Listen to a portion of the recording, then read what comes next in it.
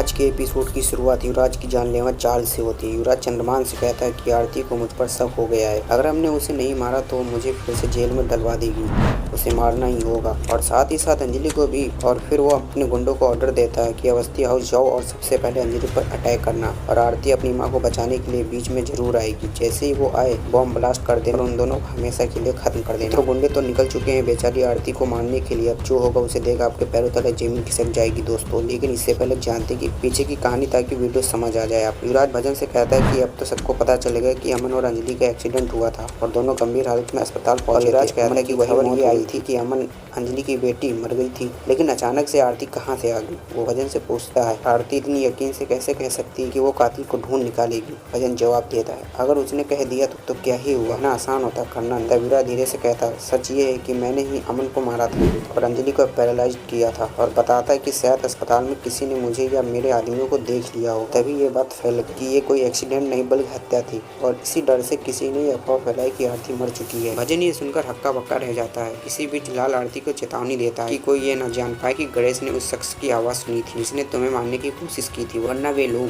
गणेश को मार डालेंगे। आरती पूछती है कि कौन लोग मारेंगे। लाल कहता है कि मुझे नहीं पता। पद्मा अंजलि को अस्पताल ले जाने के लिए जा रही होती है और वहीं दूसरी तरफ विराज के गुंडे उन पर नजर रखे हुए होते हैं। और जैसे ही पद्मा बस्ती के बाहर पहुंचती है तभी विराज के गुंडे अंजलि पर हमला कर देते हैं। लेकिन आरती मौके पर पहुंचती है और गुंडों से भिड़ जाती है। पूछती है किसके कहने पर आए हो। एक गुंडा कहता है राघव सिंह राजपूत के कहने पर। विराज ये सब छुपकर देखता है और सोचता है कि अब आरती और राघव के बीच जंग होगी और वो पीठ पीछे से हमला करेगा। वो कहता है कि जन्माष्टमी के दिन वो महक से सगाई करेगा और इस बार कोई रुकावट नहीं छोड़ेगा। दोस्त एक बार फिर युवराज महक से शादी करने चला था, लेकिन आया एक ऐसा तूफान जिसमें सब कुछ तबाह होने वाला। देखिए आगे वीडियो। आरती राघव को कॉल करती है और कहती है तुमने अंजलि पर हमला करवाया। राघव कहता है मैंने किसी गुंडे को नहीं भेजा, अंजलि तो पैरालाइज है, मुझे उसे मारने की कोई वजह नहीं है। आरती कहती है गुंडों ने खुद कहा है कि तुमने भेजा है। राघव कहता है मैंने कोई गुंडे नहीं भेजा और अब दोबारा मुझे कॉल मत करना। उधर अभय राघव से पूछता है कि कौन था कॉल पर। राघव कहता है आरती थी। अब वो मुझे दादाजी कहकर पिघलाने की कोशिश कर रही है, लेकिन मैं कभी नहीं मानूंगा क्योंकि मेरे बेटे की मौत अंजलि की वजह से हुई है, वही उसकी जिम्मेदार है। वो कहता है कि कुछ लोग अंजलि पर हमला करने आए थे और मेरा बेटा उस हादसे में मारा गया। महक पूछती है अगर सबको लगा कि वो हादसा था तो तुम्हें कैसे पता था कि वो हमला था। राघव कुछ नहीं कहता और वहाँ से चला जाता है। महक अभय से कहती है कि उसे यकीन राघव को उस एक्सीडेंट के बारे में